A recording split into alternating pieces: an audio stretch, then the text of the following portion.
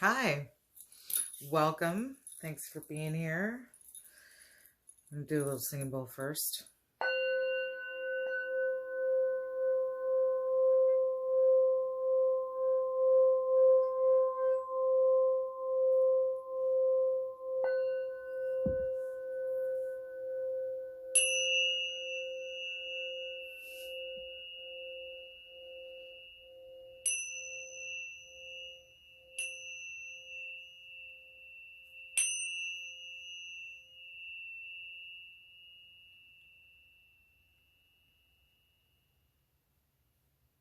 Hi, thanks for being here. Welcome to another video. May you, your families, your children, the land around you, your family and friends, I already said family and friends, may your goals and visions of goodness be supported and uplifted by your great creator, the great creator, wherever you come from on that. It's good vibes to you and your family. I hope you're doing well, staying safe, staying educated, taking care of yourselves. Okay. So today, oh my gosh, so much information has been coming through, and I'm actually really excited. So my last video was about the magic of things and how compensation and magic, our natural compensation, allows for the magic that's actually out there, and like the rituals and all that kind of stuff that's actually happening out there affect us in ways that we may not be fully aware of or awake to or, privy to. And I had mentioned in the last video that because of mental magic, because of compensation, mental magic has been working and works on us really well. So today's video is about kind of the whole thing. I think I have this theory. I'm going to share a bunch of stuff with you, some other channels, and go from there. All right. So I wrote it all down because I know I can get really distracted. So my theory is that a lot of the things that are happening now, which is like a lot of what we would consider unbalanced things or things that are just way out of alignment, or not good, bad things on the planet, bad things happening to humans, originated with when the humans or the deities, the beings that are what we see ourselves as now, a long, many millennia ago, or thousands of years ago, was predominantly women taught. It was women taught everything, female first. And we are shown this through science, but if we didn't know science and we were to just look at nature, you would see female first.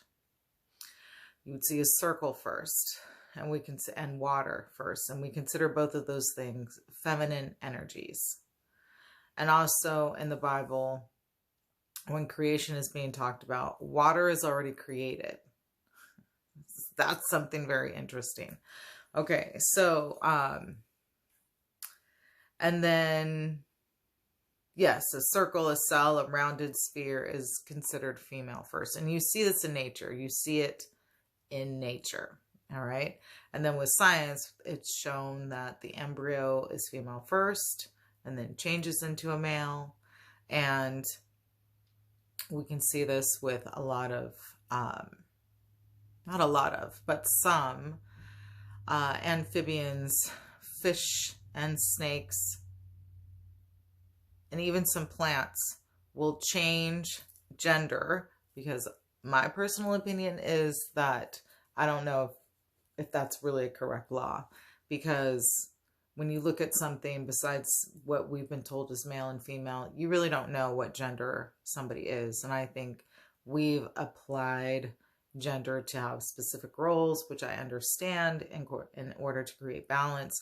But I think humans are the ones that put expectations or roles on these specific genders.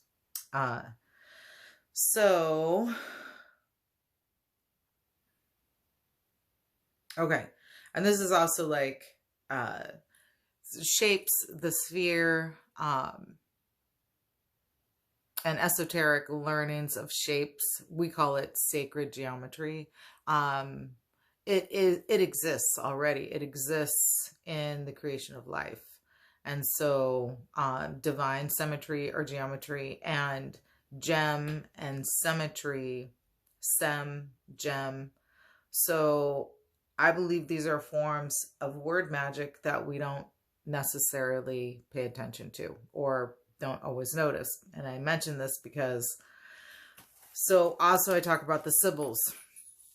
So a lot of the information that comes out to us esoterically comes from certain books. So we will call them books of the occult, the Tree of Life, and the Kabbalah. So the Kabbalah actually phonetically comes from Sibyls, because the S, K, and B in old dialect or phonetics changed. And so we've and even like the Bible, like the B and the S, the Sibyl Bible, it can be interchangeable, and so can the K, because, and C, Sibyl, there's, and even X can make us sound like Zosha, right? And so, or an S sound.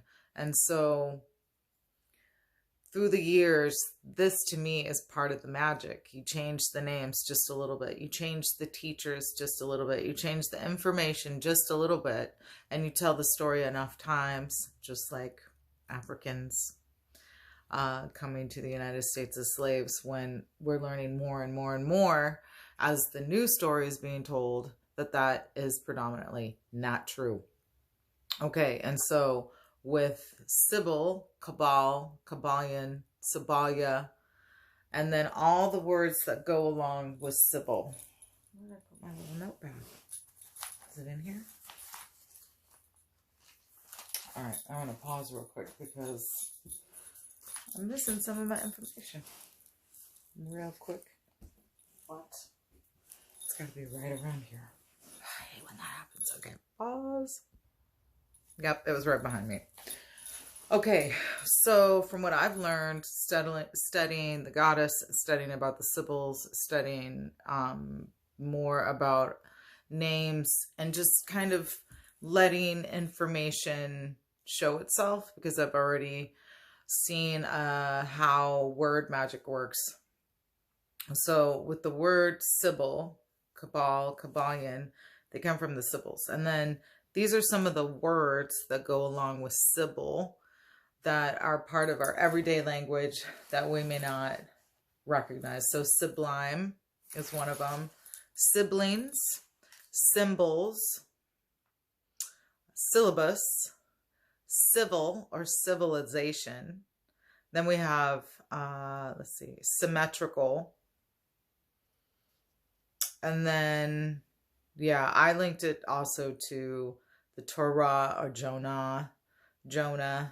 And then you think of words like truth, and you have T in front of Ruth, and then also rue, which is a type of plant. Let's see. Okay.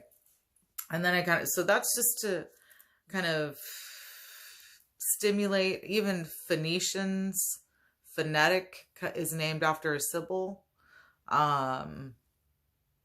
Okay. Circle, Sibyl, circle. I might be reaching there. Okay, so I talked about the circles before, and then I've also been listening to the Emerald Tablets of Thoth. And I recognize that some of the interpretations and some of the lessons may not be exactly clear, because who knows what kind of language and the language barriers between who the person who deciphered it and then also what's been given back to us. But I do think that there's hints in there. And one of the things Thoth talks about is to escape.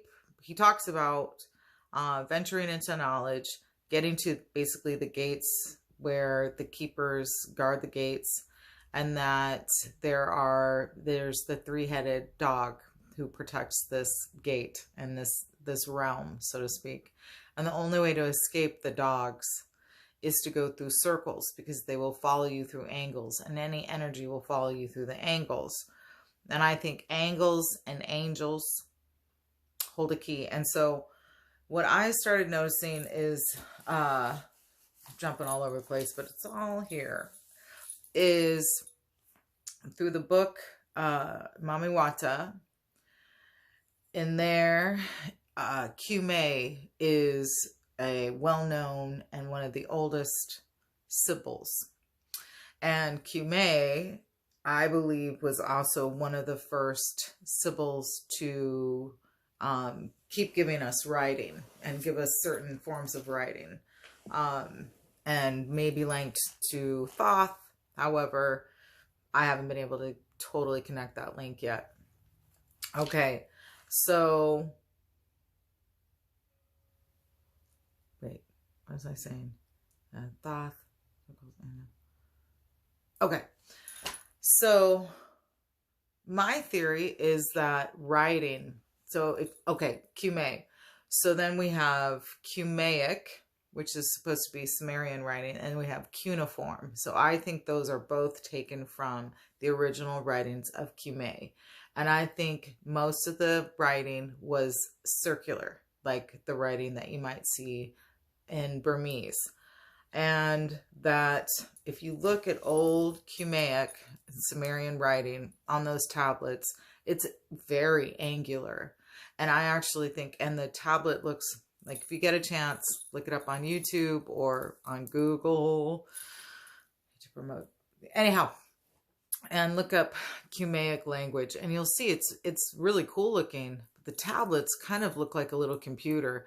And my theory is that was the first technology to start manipulating mental magic. Because what happens is, when you start changing letters and languages, and when you start changing spelling, the mind will compensate for that. And so, like, if you look up the language Burmese, right next to it, it'll have, I think it's Tibetan language, Sanskrit. And you can see where Sanskrit even starts taking the angles and mixing it with the circles. And then eventually you'll see more angles than circles in the writing. And I actually think there's something mental to that, which will also lead me into, not discovering, but getting more into gematria. Okay. Before we get there. So I talked about Thoth, and I talked about the circles and the angles. And I think that that's word magic, angles, angels. And then the Crusades. And so the Crusades and the Templars. Okay. And then you think of Templars, and you break that word down, and you have temple. Since you think about the temple of the head, and you think about like temples that people used to worship in. My theory is that the Templars were some of the males that were allowed within the Sibyls' temples and places of worship, and knew the magic, knew about the circles, knew about the numbers, knew about the energies of the planets, and were basically kind of, employed by the Catholics to then go back out, find those Sibyls, prophetesses, witches, snakes, because the snake represents the feminine and the goddess. Many goddesses have snakes as representation. You'll see it in medicine. The snake actually has a lot of mysterious elements to it, but we're taught to fear the snake, and that the snake is bad, and it's beneath that women are to be on their bellies like a snake. I think these are hints that were also in the Bible. So, the Crusades to me, everything that we see today, everything, the false flags, the manipulation with mental magic, the use of mental magic, my theory is that it all began with the first annihilation, dehumanizing of the woman and what are called witches.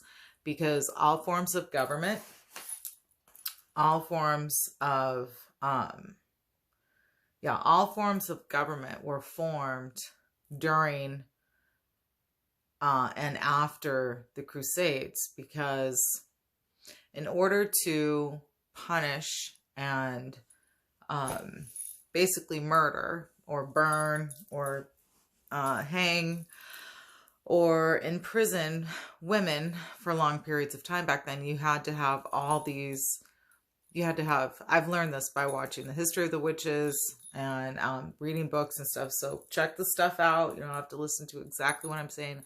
A lot of what I'm adding is theories that I've had because I think they kind of match.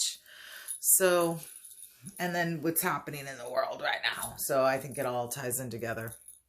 And then the channel I recently started watching that I want to suggest you guys watch also. Okay. And so from judges to lawyers to mayors and municipalities, it all was created literally specifically to punish women and call them witches and be able to create this whole hysteria. Hysteria starts with her, right? And to employ the magics that once were the feminine divine or the prophetesses or the Sibyls, employ their medicine and their ways of thinking, and then just change it just a little bit so that it works towards this new group, so to speak, or the new world order or the powers that be or the 1% who have all this information. They know the ancient ways. They know about vibration. They know about words. They know about numbers. They know about our compensation and how we think and how we look at things. And so they just dish it out to us. We have really we're getting more information now, but when we were first learning it, we don't really have any resources to affirm or deny what they're teaching us. Okay. And so like all forms of torture came from punishing and demonizing the witches. And to me, without that, we wouldn't have any codes or clues as to how to do it to the rest of the world. Because it was the women first. It was the witches first. And then once they saw how they could do it to the women, then they knew how to do it to the rest of the group. The men, the warriors, the children, and then how to reteach so that we're afraid to even question certain things. Okay, so I wrote here, all forms of government were formed during, for, and after the Crusades, torture, land stealing, de-educating, manipulations of her magic. So you write the word her magic. You can also see even tarot cards and oracle decks, right? So I learned that about, been learning about tarot cards, already interested in them and know a little bit about them. But the more you learn about the tarot cards, you can see also the magic behind that, which was stolen from the feminine divine. They say it came from Rome. Well, what brought all the information to Rome was Ethiopia and Africa. And where they got their information was from the Americas originally and from the peoples of the Americas. And if you look at the animals and learn about herbs and things here, then you will start seeing like the reverberation around the world as to where a lot of this information came from. And so her magic looks like hermetic, which looks like Hermes. Okay. So I was kind of bummed out when I learned about the tarot deck, how it's been manipulated. And we'll get there. Did I skip that part? No, we'll get there. Okay. So We start with, oh, symbols. I already said that. Symbols, Sibyls. And then we're going to get into gematria. So I did a video on this a while back ago, and this was a message from the goddess, from the planet, that's how I look at it. It's like the planet. I don't know where the information's coming from. I give credit to the planet because she's been here, and I figure she's the one who knows the information. So what I kind of figured out maybe is that, so we draw one like this, right? But that's actually incorrect. This is actually, so I'm going to erase that. That's incorrect. Oh, yeah, I have tissue right here. Okay. One actually looks like this. Okay. This is what one looks like. This is what one looks like. And then how we used to draw two was like this. Two. And then how we used to draw three looked like this.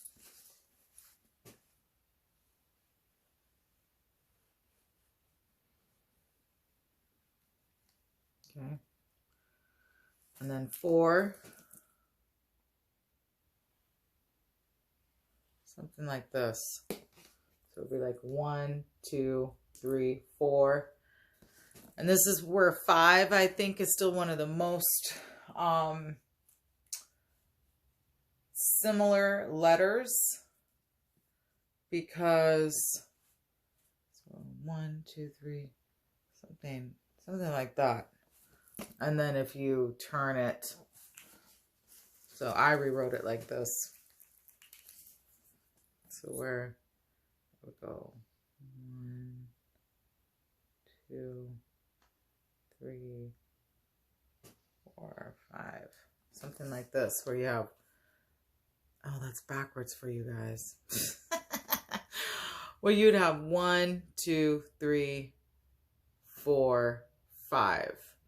Everything was circular, okay? Because then this is what it would look like. Now, I know that looks backwards to you guys, but okay. So 6, 7, 8, 9, all curves is what my theory is, and that okay, and I've mentioned this before.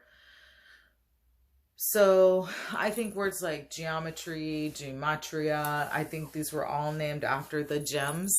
They used to be called gems, which were Sibyls.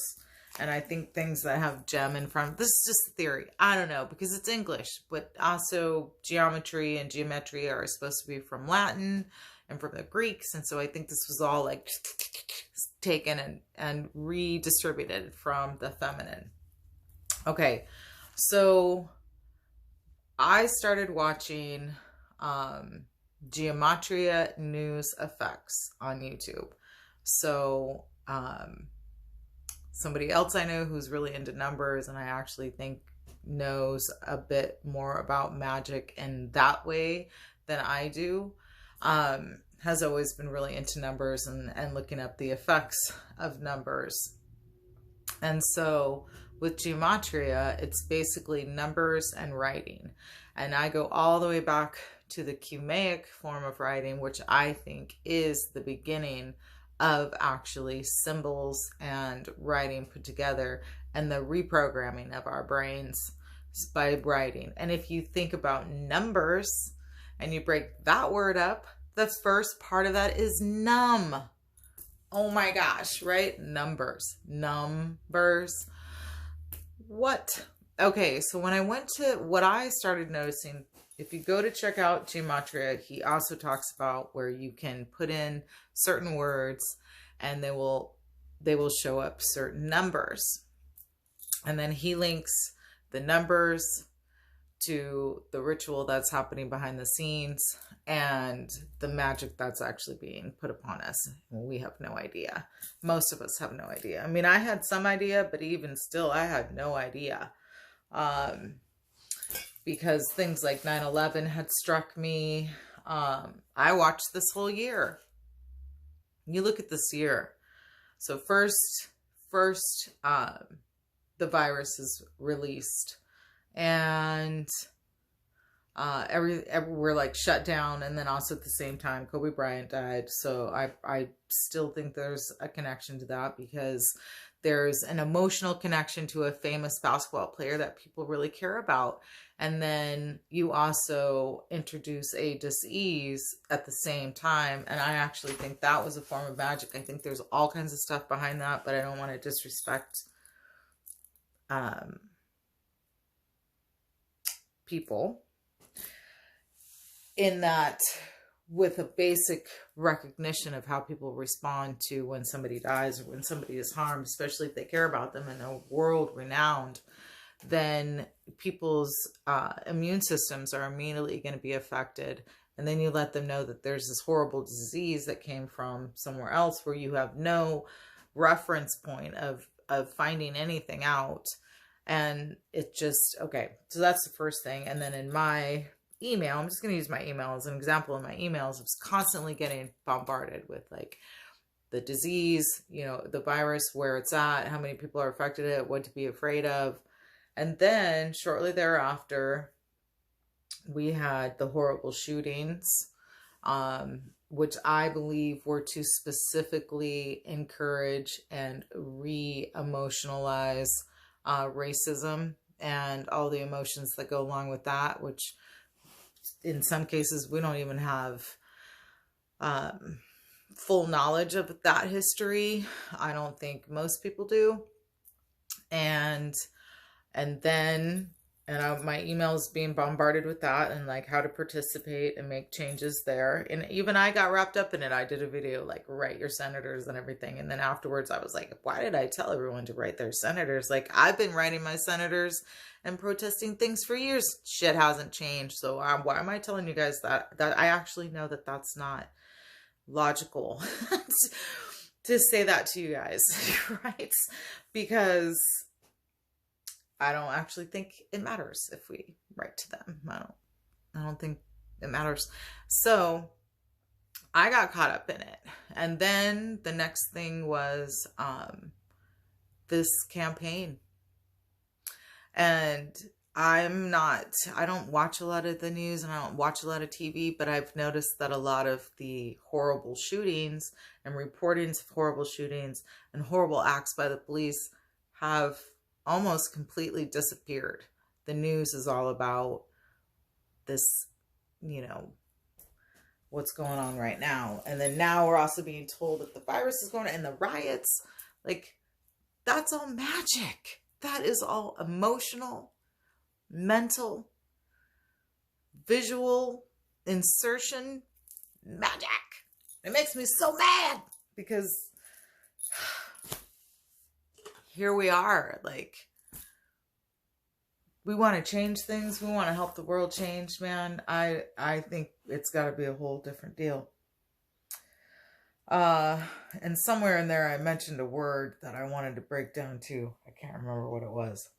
But again, with the numbers, and numb is the first word. Oh, and that how we use the hashtag, and that hashtag, like hash, like corned beef hash, like chewed up hash, like hashish. Like, why do we say hashtag? And that little hashtag symbol, it's a symbol, is also used for number. And it's a box. It's a little box. It's a little tic-tac-toe box. Okay. Okay. So we changed the symbol. So I showed you that a circle is actually what 1 is. So we changed the symbol of the circle of 1 to meaning 0. And that 1 looks like this. And we have that in our brains now.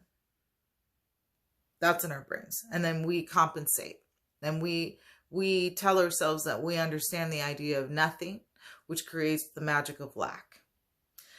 So when I started looking up words in the gematria website, I noticed words like money and love come out to 9999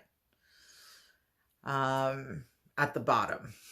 I still have to really kind of figure out how these numbers come out that way. But I started noticing that certain numbers come out to 9999, which is the feminine number of creation. It's like the number. Everything's a swirl. everything. We say it's a circle, but technically it's like a swirl. We see that in flowers and like the sunflower, okay? And so if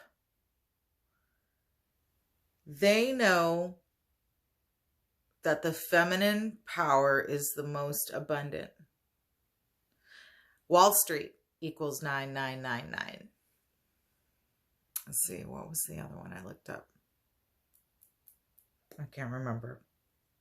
But I have a theory that the 999 energy, the feminine energy, is used in numbers and certain names. And then other words and numbers are used as almost either a distraction or as like a carrot of glittery things, which I said in my last video, towards the emotional and mental compensation that we may not even be actually aware of, but is naturally starting to happen because of the implemented magic, numbers, ritual. Okay, let's see. Yeah, so the numbers teach us outside of the circles, outside of the magical feminine. And that's where I think that the compensation is that we vibrate too. We vibrate at certain levels. So we will vibrate high to numbers that vibrate high and then vibrate to creational numbers. They also know that. That is part of the compensation. And so hopefully that helps bring some clarity to that part. And that basically that, okay. So the magic goes like this. They first did everything first to the feminine or to women on this planet or the goddesses or the deities. I mean, we have so many stories from Medusa to Medea to even Athena, like horrible stories about these feminine divine beings, and all also kind of putting us in a certain role. Okay. So if all is feminine first, you teach outside of the circles, you teach magical feminine, you teach outside of the circles and outside of the magical feminine shape or number, which is 9. So 6, 9, and 3 would be the feminine numbers. Okay. 9 being the highest, 6 being the next highest, and also very similar because it's basically a 9 upside down, or 6 is upside down as a 9. And then you have 3, and 3 links to 8 as well. Okay. Because 8 is infinity, and 8 also looks like the female body in some aspects. Okay. So you bring in angles, and angles are not only through writing, but through an angle. Like the angle is to overthrow this, government. The angle is to teach submission. The angle is to have power over here, but not let everyone else over here know what's actually going on, right? That's an angle. And then angle and angels are just flipped around. And also clam and calm are also just flipped around, right? And I just think that what that happens to your mind, like be calm. And I think the reason why people get kind of pissed off when you say calm down is because in another way you're saying like shut up, like clam up, right? Even though you're not actually saying that. Okay.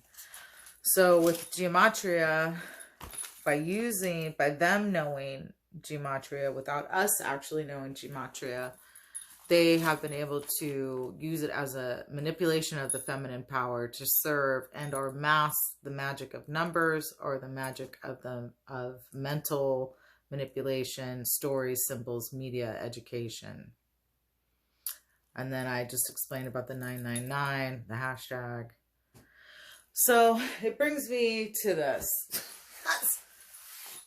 Between knowing that these things are actually happening, knowing like the position we're all being put in now,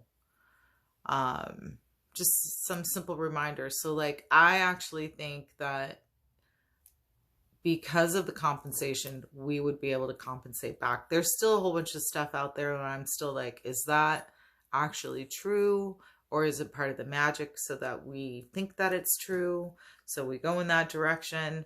Like, I think that's a lot of what's going on right now, is like us deciphering what is actually true, what is actually real, and what can we actually do about it. I think educating ourselves and each other to the fact that there are massive manipulations and mental magic, or number magic, or emotional magic going on. And I say magic because I shouldn't actually use the word magic, because magic to me is like something good and awesome. But I say magic in that oftentimes we're taught that magic doesn't really exist, or that magic is just for like Merlin or witches. Okay. But I actually think magic is also, by telling us that it doesn't exist, is part of the actual magic. Okay. And so I say that my friends and family, go along in life believing in certain things. And, I've said it before, my whole school education in anthropology was based on African American and African history, and finding out like everything was a lie. Like almost everything was a total lie. So that part, that's magic. The magic of us believing that we came from Africa because somebody made a whole bunch of really good looking history stuff. And then how we've been actually fed that. We had to watch Martin Luther King's speech every year, even before it was his birthday. And man, that's so uncomfortable when you come out of class after that whole deal. If you're in any kind of a multicultural area, and then for everyone, super uncomfortable. We had to read Roots, which I learned is actually plagiarized and not written by the person who said they wrote it. And that teaches us like horrible stuff that possibly did not happen. And so to me, that's the compensation. So how do we compensate? We compensate. We're still mad. We're still mad about a history that may not even be true. I can't say may not. Most likely is not true.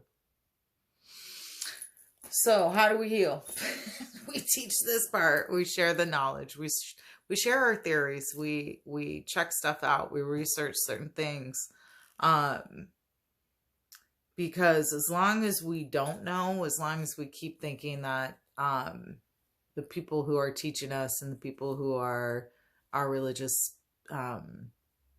indoctrinators and political, voices are always being honest with us, then we're actually being, manipulated. We're not really privy to the truth. So even just sharing that this is out there, learn and check out the laws of the universe. The first law of the universe, we're told, is the law of oneness. I learned that the first law of the universe is the law of, and I feel like that helps us understand better the rest of the laws. Harmony, right? And then knowing about our astrology, because that's numbers, knowing about the planets, because they also relate to numbers. But if they're telling us certain things about the planets, and those are certain numbers, all to be used as part of the magic, like, I don't know about that anymore. You know what I mean? I guess know as much as we can about numbers and how they relate to us and to the rest of the world and to the planets and everything. We can learn our own magic, basically focus on health, sharing the possible truth, And I told you about that word. New schools, new government. And things like sound therapy, Reiki therapy. I think that because we can see that mental magic works, because we've all kind of inadvertently fallen into it. So then we can use it ourselves, which would be focus, figuring out stuff about our birthday. And that's my cat. You guys want it? Oh, okay, I'll be right back. I think I should explain.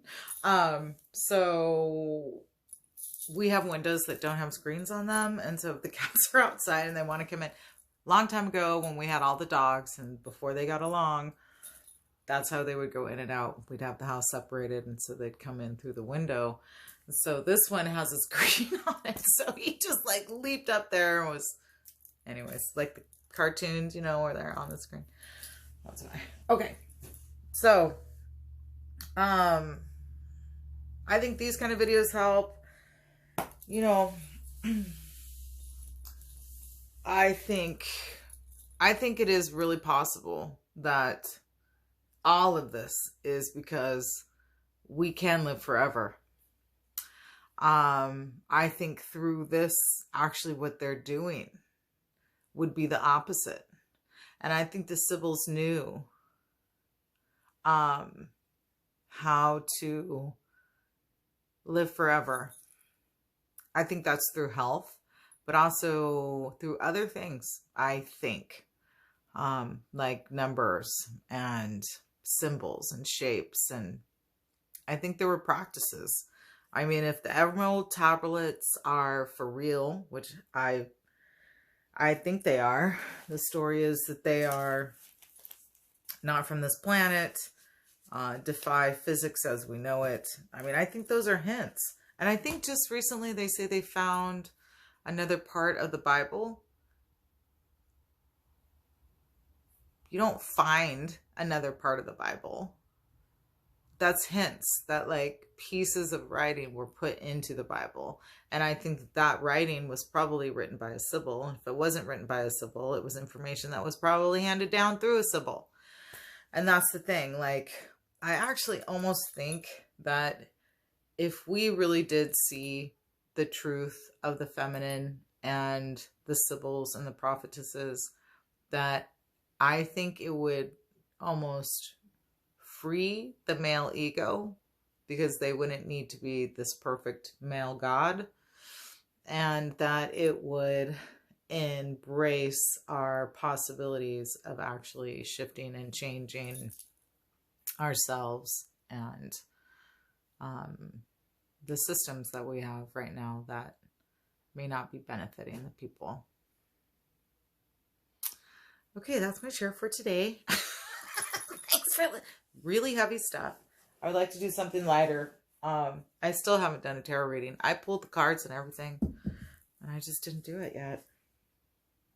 And I even got a new deck of cards, so I think I will. I just really like doing these videos too. So thanks for listening. So I'm going to do a singing bowl for the end.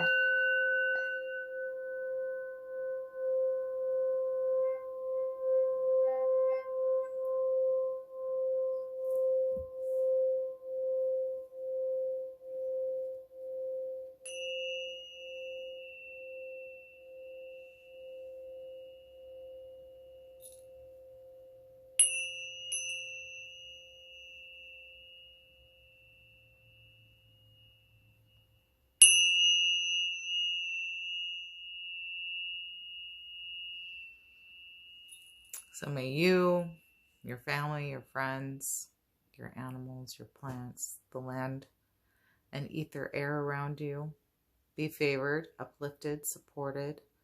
May your goals, dreams, visions for your greater good be supported and favored as well. And stay well, stay safe.